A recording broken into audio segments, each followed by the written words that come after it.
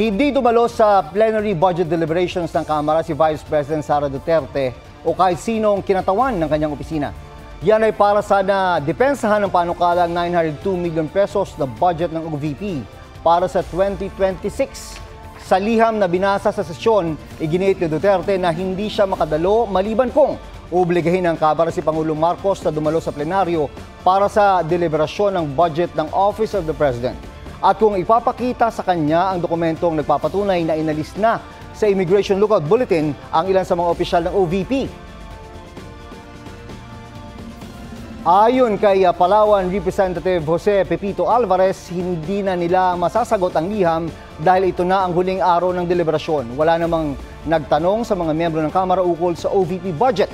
Pero ilan sa kanila ang dismayado sa bise. Wala pang tugon sa amin ang bise kaugnay nito.